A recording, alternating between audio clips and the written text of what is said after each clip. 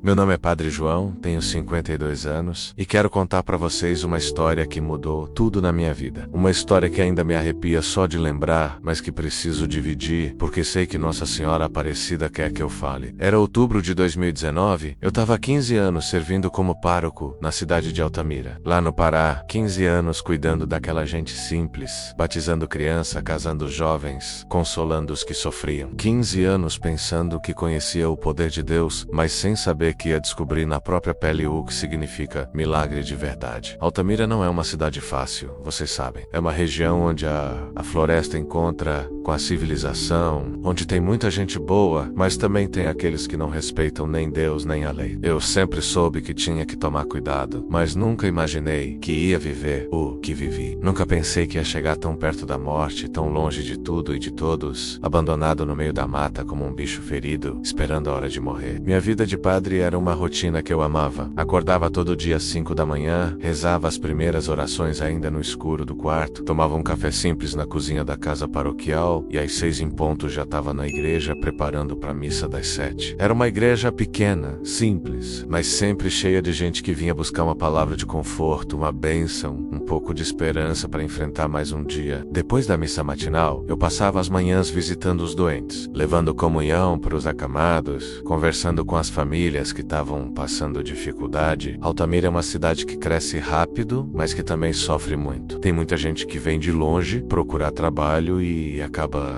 se decepcionando, acaba passando necessidade. Era essa gente que mais me procurava e era para eles que eu mais gostava de dedicar meu tempo. Às tardes eu reservava para o estudo, para preparar as homilias, para cuidar da papelada da paróquia. Tinha batizado para marcar, casamento para organizar, primeira comunhão para preparar. Era uma vida corrida, mas era uma vida com sentido. Toda noite, quando deitava a cabeça no travesseiro, eu agradecia a Deus por ter me dado aquela vocação, por ter me colocado no meio daquela gente que eu tanto amava. Nos fins de semana, principalmente no domingo, a igreja ficava lotada. As 3 missas que eu celebrava sempre tinham gente em pé, criança chorando, gente entrando e saindo. Era um movimento que me dava energia, que me fazia sentir que meu trabalho estava fazendo diferença na vida das pessoas. E sempre, no final de cada missa, eu pedia a proteção de Nossa Senhora Aparecida para toda aquela gente, sem saber que um dia ia precisar tanto dessa proteção para mim mesmo. Tudo começou numa quinta-feira de manhã de outubro. Dona Conceição, uma senhora de uns 70 anos, que ajudava na igreja há mais de 20 anos, veio me procurar toda preocupada. Ela tinha os olhos vermelhos de tanto chorar e as mãos tremendo de nervoso. Sentou na cadeira em frente à minha mesa e começou a contar uma história que me partiu o coração. Ela disse que tinha uma comunidade isolada, bem no meio da floresta, umas 5 horas de estrada de terra de Altamira, onde as pessoas não tinham praticamente nada. Crianças passando fome, gente doente sem remédio, famílias inteiras vivendo numa pobreza que doía na alma só de imaginar. O pior é que eles estavam isolados há semanas, porque a estrada tinha estragado com as chuvas, e ninguém conseguia chegar até lá com mantimento. Padre João, ela disse com a voz embargada, o Senhor não pode imaginar como aquela gente está sofrendo. Tem criança que não come há 2 dias, tem velho doente que não tem nenhum comprimido para dor, tem mãe de família chorando porque não tem nem leite em pó pro bebê. Eles mandaram pedir ajuda através de um rapaz que conseguiu sair a pé pela mata, e esse rapaz disse que se não chegar ajuda logo, a gente vai começar a morrer. O coração apertou no meu peito quando escutei aquilo. Como padre, como servo de Deus, eu não podia fingir que não sabia do sofrimento daquelas pessoas. Era minha obrigação, era minha missão, levar algum conforto para eles, mesmo que fosse perigoso, mesmo que fosse difícil. Jesus não disse que ia ser fácil servir aos necessitados. Ele só disse que era necessário. Dona Conceição, falei segurando a mão dela, a senhora tem certeza de que a estrada está transitável? O rapaz disse que com um carro alto com tração, dá para passar sim, padre. Ele disse que é difícil, mas não é impossível. A questão é que ninguém quer se arriscar a ir lá, com medo de atolar, com medo de se perder na mata. Pois então eu vou, disse sem pensar 2 vezes. Não posso deixar aquela gente sofrendo, sabendo que posso ajudar. No mesmo dia, comecei a organizar mantimentos, remédios, roupas, pedi ajuda para os fiéis, falei na missa de quinta-feira à noite, e em poucos dias tinha juntado um monte de coisa boa. Arroz, feijão, óleo de cozinha, leite em pó, farinha, açúcar, sal, macarrão, remédio para febre, antibiótico, antibiótico, analgésico, remédio para diarreia, vitamina para criança, cobertor, roupa de criança, fralda descartável, sabão, pasta de dente. Dona Conceição ajudou a organizar tudo em caixas, separando por tipo, etiquetando cada uma. A comunidade toda se envolveu na campanha, e em 3 dias eu tinha uma caminhonete lotada de doação. Era emocionante ver como as pessoas se mobilizaram para ajudar gente que elas nem conheciam, só porque sabiam que alguém estava precisando. Na segunda-feira seguinte, bem cedinho, às 5 da manhã, carreguei minha caminhonete velha com tudo que tinha conseguido. Era uma S10 branca, já com uns 15 anos de uso, mas que sempre me serviu bem. Tinha tração nas 4 rodas e motor forte, que era o que eu ia precisar para enfrentar aquela estrada de terra cheia de buraco e lama. Antes do ser, rezei uma Ave Maria na frente da imagem de Nossa Senhora Aparecida que fica no altar-mor da igreja. Pedi para ela me proteger na viagem, proteger as pessoas que eu ia ajudar e fazer com que tudo desse certo. Tinha uma alegria no peito de poder levar esperança para aquela gente esquecida, de ser instrumento de Deus na vida de quem mais precisava. Mãe Aparecida, sussurrei olhando para a imagem, vai comigo nessa missão. Protege teu filho e protege aquela gente que está sofrendo. Saí de Altamira quando o sol estava nascendo, com a estrada ainda vazia e o orvalho cobrindo tudo. Os primeiros 50 quilômetros foram tranquilos, asfalto bom, trânsito leve, mas depois começou a estrada de terra e aí a coisa complicou. Era uma estrada cheia de curvas, subida e descida, com buraco do tamanho de uma banheira e poeira subindo para todo lado. Minha caminhonete velha gemia subindo as ladeiras mais íngremes, mas eu estava confiante. Sabia que Deus estava comigo, que Nossa Senhora estava protegendo aquela missão. Cantei hino durante boa parte do caminho, rezei o terço 2 vezes e tentei não pensar nas dificuldades que podia encontrar pela frente. A paisagem ia mudando conforme eu me afastava da cidade. Primeiro era pasto, depois começou a aparecer mais mata, depois a floresta foi ficando mais densa, mais fechada. Era bonito de se ver, mas também um pouco assustador. Era tanta imensidão verde que a gente se sentia pequeno, perdido no meio daquilo tudo. Parei 2 vezes para descansar, para beber água, para verificar se estava indo no caminho certo. Tinha algumas placas de madeira pregadas em árvores indicando direção, mas era fácil se confundir naquela infinidade de estradas secundárias que se cruzavam por toda parte. Em alguns momentos, confesso que bateu uma insegurança, uma vontade de voltar, mas eu lembrava daquelas crianças passando fome e a coragem voltava.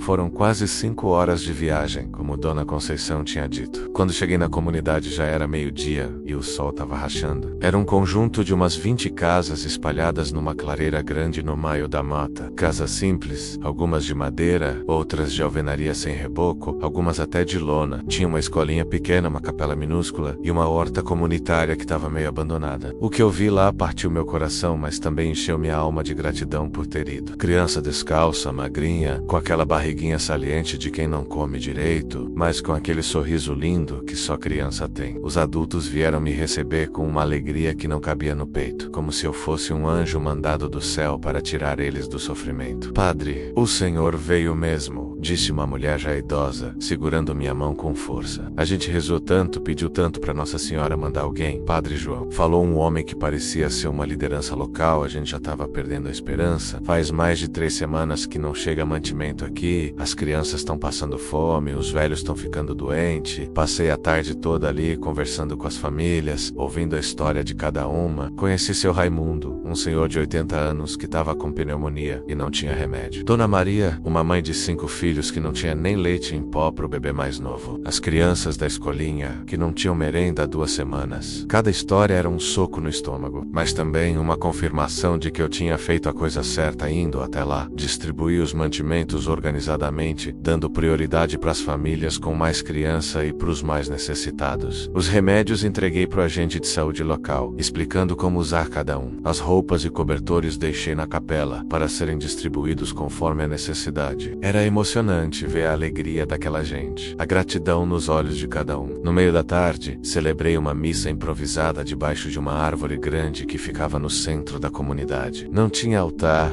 não tinha paramentos bonitos, não tinha órgão nem coral, mas tinha fé, tinha coração. Tinha gente agradecendo a Deus pela providência que tinha chegado através de um padre que se dispôs a fazer uma viagem perigosa. Durante a homília, falei sobre a providência divina, sobre como Deus nunca abandonou abandona os filhos, mesmo quando parece que esqueceu da gente. Falei sobre Nossa Senhora Aparecida, sobre como ela intercede por nós nas horas de maior necessidade. As palavras saíam do coração, porque eu estava vendo ali na minha frente a prova viva de que Deus age através das pessoas de boa vontade. Meus irmãos, disse olhando para aqueles rostos sofridos mais esperançosos, vocês não estão abandonados. Deus sabe de cada lágrima que vocês derramaram, de cada noite que passaram com fome, de cada oração que fizeram pedindo socorro. E hoje ele mostrou que escuta que o sei importa, que o Providência, quando o sol começou a se pôr, eu sabia que tinha que voltar. A estrada de noite era muito perigosa, cheia de curva fechada, buraco fundo, e minha caminhonete não tinha farol muito potente. Além disso, eu não conhecia bem o caminho, e me perder na escuridão seria uma tragédia. Me despedi de todos com um coração apertado, prometendo que ia voltar em breve, que não ia esquecer deles, que ia continuar mandando ajuda sempre que possível. As crianças me abraçaram, os adultos me agradeceram com lágrimas nos olhos, e alguns até se ofereceram para me acompanhar até a estrada principal, com medo de eu me perder. Não precisa, meus filhos, disse para tranquilizar eles. Eu marquei bem o caminho na vinda, sei voltar. Vocês fiquem aqui, cuidem uns dos outros e continuem rezando. Nossa Senhora Aparecida vai continuar cuidando de vocês. O que eu não sabia, o que ninguém me contou, o que não tinha como imaginar, era que aquela região estava sendo disputada por grileiros violentos. Homens sem escrúpulo que queriam tomar as terras daquela comunidade e de outras ao redor, que não respeitavam nem as famílias que viviam ali há gerações, nem ninguém que pudesse atrapalhar os planos criminosos deles. E padre visitando comunidade isolada, na cabeça daquela gente ruim, podia ser testemunha de coisa que eles não queriam que ninguém soubesse. Eram homens que tinham chegado na região há alguns meses, se dizendo compradores de terra, mas na verdade eram invasores que usavam documentos falsos e violência para tomar o que não era deles. Já tinham expulsado 2 famílias de sítios próximos, já tinham queimado uma casa para intimidar os moradores, já tinham ameaçado de morte quem tentasse denunciar eles para a polícia. Eu tava voltando pela estrada já meio escurecendo, cantando baixinho um hino que sempre cantava quando tava preocupado, quando vi um carro parado atravessado na pista, uns 2 quilômetros depois da comunidade. Pensei que fosse algum problema, alguma pessoa precisando de ajuda, algum carro que tinha quebrado ou atolado. Diminuí a velocidade devagar, parei a caminhonete a uns 20 metros do carro, desci para ver se podia ajudar. Era isso que eu sempre fazia quando encontrava alguém com problema na estrada. Fazia parte do meu jeito de ser, da minha fé, da minha obrigação de ajudar o próximo sempre que possível. Foi o maior erro da minha vida. 3 homens saíram do mato dos 2 lados da estrada, todos armados com revólver na cintura e espingarda na mão, com cara de poucos amigos e jeito de quem não tinha medo de nada nem de ninguém. Um deles, que parecia ser o chefe, era um cara grande e forte, com uns 40 anos, barba por fazer, cicatriz no rosto e olhar de quem já tinha feito coisa muito ruim na vida. Os outros 2 eram mais novos, um moreno e magro, outro meio gordo e careca, mas todos tinham a mesma cara de maldade, o mesmo jeito de gente que não conhece o medo de Deus, nem o respeito pela vida alheia. Estavam vestidos com roupa suja, bota do couro, chapéu de palha, como se fossem trabalhadores rurais comuns, mas os olhos entregavam a natureza criminosa deles. "Ô, padre", disse o tal chefe, apontando a espingarda para mim com naturalidade assustadora. "O senhor andou vendo coisa que não devia por aqui." Meu coração disparou como um cavalo assustado. As pernas ficaram bambas como se fossem de gelatina, a boca secou completamente, mas tentei manter a calma que um padre deve ter nas situações difíceis. Levantei as mãos devagar, mostrando que não estava armado, que não representava perigo nenhum para eles. "Eu sou padre, meu filho", disse tentando controlar o tremor na voz. "Só vim trazer mantimento para gente necessitada. Não vi nada, não sei de nada, não tenho nada a ver com o problema de vocês." Eles riram daquele jeito que dá arrepio na espinha, sabe? Riso de gente que não tem alma, que não conhece piedade, que não tem problema nenhum em fazer maldade com quem não pode se defender. Era um riso gelado, sem alegria, que me fez entender imediatamente que eu estava numa situação muito perigosa. "Padre que anda por terra de grileiro vê tudo, escuta tudo", disse o mais novo, o moreno magro, cuspindo cuspindo no chão e me olhando com desprezo. E padre que vê demais pode se tornar problema grande para os nossos negócios. Além disso, completou o outro, o gordo careca. Padre tem moral com a polícia, com o povo da cidade. Se ele for fazer denúncia, pode complicar nossa vida aqui na região. Me mandaram entrar no carro deles, um Corolla preto meio velho, e deixar minha caminhonete ali mesmo na estrada. Eu obedeci porque não tinha escolha nenhuma, porque